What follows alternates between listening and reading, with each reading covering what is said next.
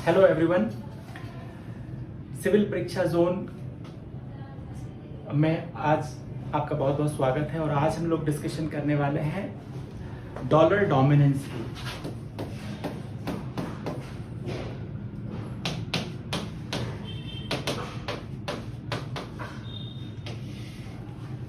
Dollar dominance का अर्थ है कि पूरे वर्ल्ड में जितनी भी मुद्राएं हैं उनमें सबसे ज्यादा डॉलर का प्रभाव है। तो ये डॉलर डोमिनेंस बना कैसे? आज आप देखते हैं भारत की जो मुद्रा है, भारत की मुद्रा रुपए को दूसरे देशों में कोई आसानी से स्वीकार करना, मतलब ठीक है अभी तो एक्सेप्टेबिलिटी बढ़ी है, लेकिन अब से 5 साल पहले देखा जाए तो स्वीकार्यता उतनी नहीं थी। या भारत को छोड़ दे और दूसरे देशों को देखें, जैसे पाकिस्तान की करेंसी है या म्यांमार की करेंसी है, मालदीव की करेंसी है, लोकल और दूसरे जो कंट्रीज हैं वर्ल्ड में, अगर यूएन की मेंबरशिप देखें तो 192 प्लस मेंबर हैं।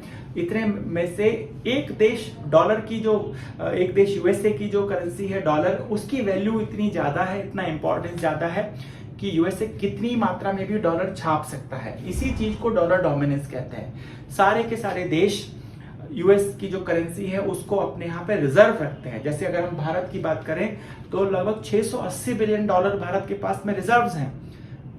लगभग 3000 बिलियन डॉलर के रिजर्व्स चीन के पास हैं। जापान के पास भी लगभग 2200 बिलियन डॉलर के रिजर्व्स हैं। तो इतने सारे रिजर्व हम जब इकट्ठा करके रखते हैं तो यूएसए को एक ऐसी विशेष उनके पास में शक्ति आ जाती है कि वो कितनी ही मात्रा में डॉलर छाप पाए। क्या भारत जितना मात्रा में रुपए छापना चाहे छाप सकता है? बिल्कुल भी नहीं।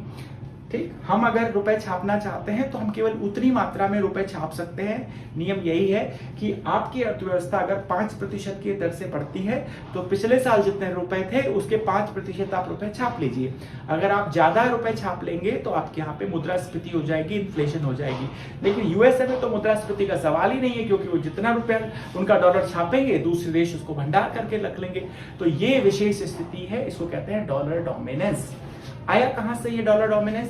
ये डॉलर डोमिनेंस बेसिकली यूएसए की जो पॉलिसीज हैं वहां से आया है। अगर हम इसको ट्रेस करना चाहें तो मुख्य रूप से आप देख सकते हो कि 1945 के बाद से जो एक वैश्विक व्यवस्था उभर के आ रही है, उस वैश्विक व्यवस्था में जो आईएमएफ बना और जो वर्ल्ड बैंक बना, ये जो दोनों संस्थाएं हैं, ये संस्थाएं मुख्यतः यूएसए की पॉलिसी को ही प्रमोट करती हैं। और इनकी वजह से वर्ल्ड बैंक के माध्यम से यूएसए ने बहुत सारे लिबरल लोन दिए। जितने भी विकासशील देश हैं उनको लोन की जरूरत पड़ी तो वर्ल्ड बैंक ने लोन दिए। या व्यापार करने के लिए जब बैलेंस ऑफ ट्रेड वाली जो समस्याएं हैं, उनके कैपिटल अकाउंट वाली जो समस्याएं हैं, उसके लिए आईएमएफ ने लोन दिए व्यापार के लिए। तो इन सब में मुख्य रूप से डॉलर ही दिए गए और डॉलर का एक्सपेंशन हुआ। तो इस वजह से 1945 के बाद से डॉलर का डोमिनेंस धीरे धीरे करके बढ़ता गया। इसके पहले ऐसा नहीं कि डॉलर एकमात्र करेंसी है जिसका की प्रभाव इस तरीके से बढ़ा है। इसके पहले पौंड का जमाना था।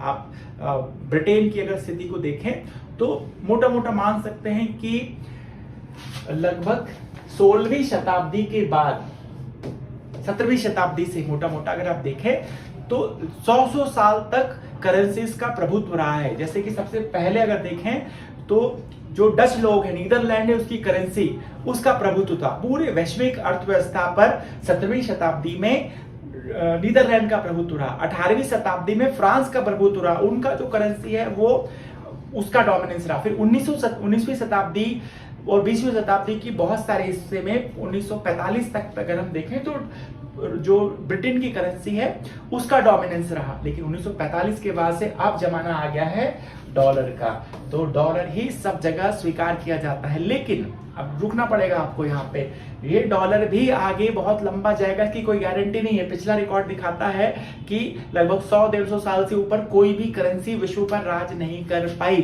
तो अब इसका क्या भविष्य होगा? क्या डॉलर की जगह पे चीन की करेंसी वैश्विक करेंसी बनेगी, या भारत का रुपया करेंसी बन सकता है, या ब्रिक्स पूरे के पूरे देश अपना एक अलग करेंसी ला सकते हैं? वैसे यूरोपियन यूनियन का यूरो तो एक ऑलरेडी आ ही चुका है जो डॉलर डोमिनेंस को चुनौती देता है। तो कुल मिलाकर डिस्कशन का हमारे आज का कंक्लूजन यही है कि डॉलर धीरे धीरे कमजोर हो रहा है और उसका स्थान जो और करेंसीज है, थोड़ा थोड़ा शेयर, अगर भारत ने कई देशों के साथ करेंसी स्वैप एग्रीमेंट किया है और हम और देशों को जब हम व्यापार करेंगे, जैसे रूस भारत से व्यापार करता है, उसको हम रुपए में पे कर सकते हैं। अभी मालदीव ने भारत के साथ एग्रीमेंट किया, या और इसी प्रकार से हम एग्रीमेंट करते हैं। कई देशों के साथ भारत के एग्रीमेंट है कि हम रुपए में पेमेंट कर सकते हैं। तो ये स्थिति अल्टीमेटली इस डॉलर डोमिनेंस को कम करेगी। अब ये वैश्विक अर्थव्यवस्था के लिए इसका प्रभाव कैसे होगा, क्योंकि यूएस भी अपनी इस स्थिति को लेकर के सजग है।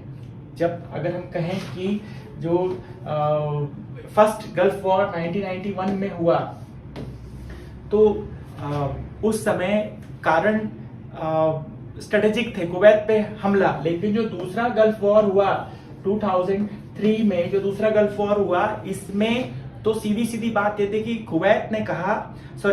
इराक ने कहा कि मैं करेंसी के लिए, अपना पेट्रोलियम बेचने के लिए केवल और केवल यूरो को ही एकमात्र लूंगा, डॉलर को नहीं लूंगा।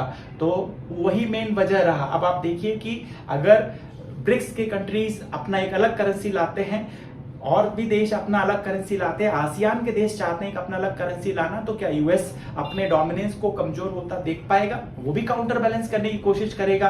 आप ब्रिटेन को देख सकते हैं कि यूरोपियन यूनियन से ब्रिटेन को बाहर निकला है, तो उसमें बहुत ज्यादा योगदान यूएसए का है।